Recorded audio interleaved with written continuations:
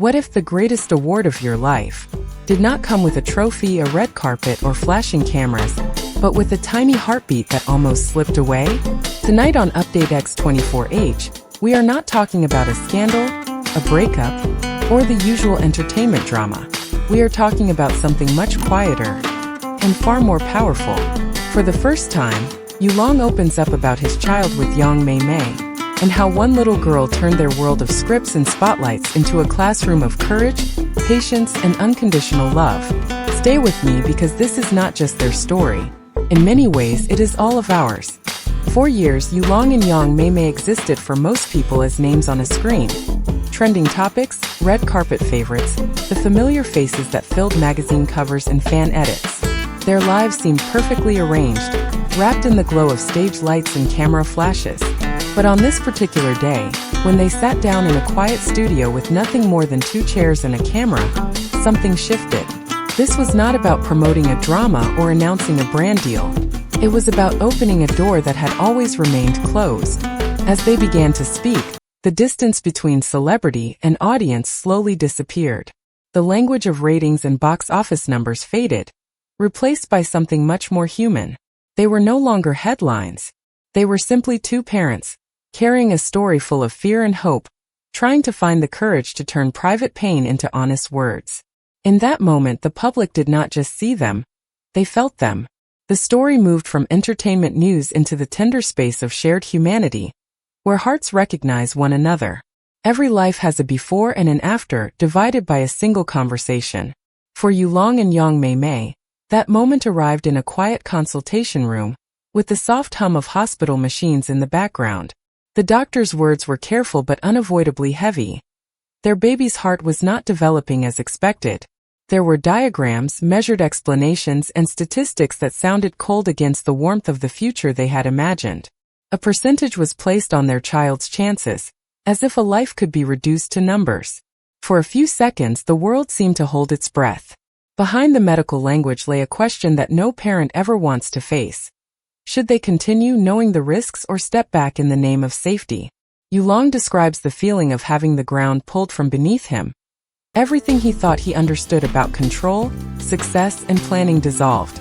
Yet, in that fragile silence, young Mei Mei discovered a new part of herself. She chose to believe in the tiny, determined heartbeat inside her.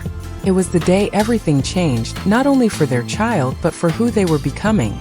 After that conversation, the future no longer felt like a wide, open road. It became a narrow path, taken one careful step at a time. Plans that once stretched across years were quietly folded away. Instead, Yulong and young Mei Mei began to measure life in shorter distances.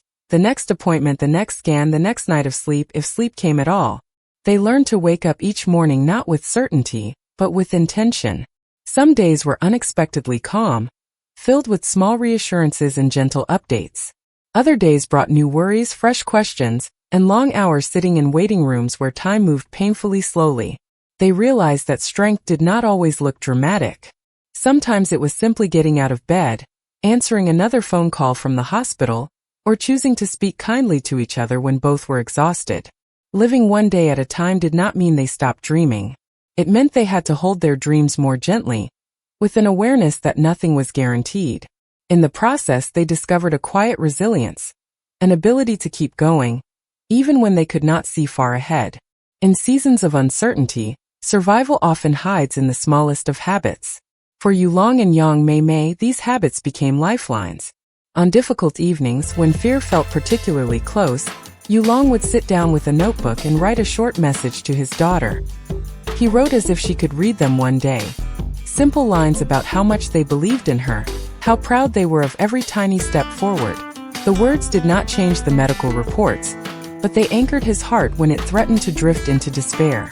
Meanwhile, on her phone, Mei Mei kept a list of quiet victories. It might say, "Her breathing is calmer today," or "She held my finger a little longer." On the surface, these notes were ordinary. In truth, they were evidence that light still existed in the middle of worry. When they finally brought their daughter home, they created a new ritual. Each night before sleeping, they would name one moment from the day they were grateful for. It could be as small as a yawn or a new expression. These rituals did not erase their fear, but they gave it somewhere softer to rest. Before parenthood, success for Yulong and young Mei Mei was often measured in numbers. Viewing figures, ticket sales, endorsement deals, international recognition.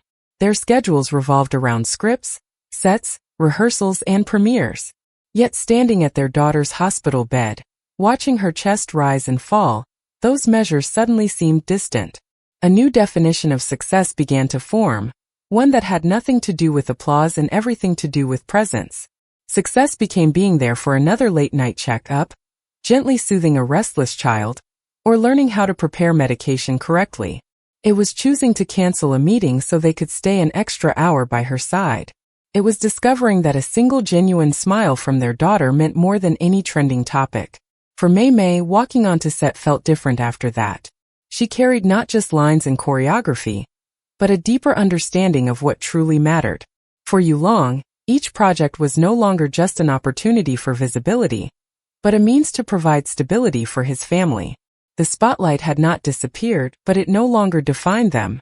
Their greatest achievement now lived quietly at home, wearing tiny clothes and holding their fingers. As their daughter's condition stabilized and the most urgent fear began to soften, a new question emerged. What could they do with everything they had just lived through? Rather than closing this chapter and locking it away, Yulong and young Mei Mei started to wonder whether their experience might hold meaning beyond their own family.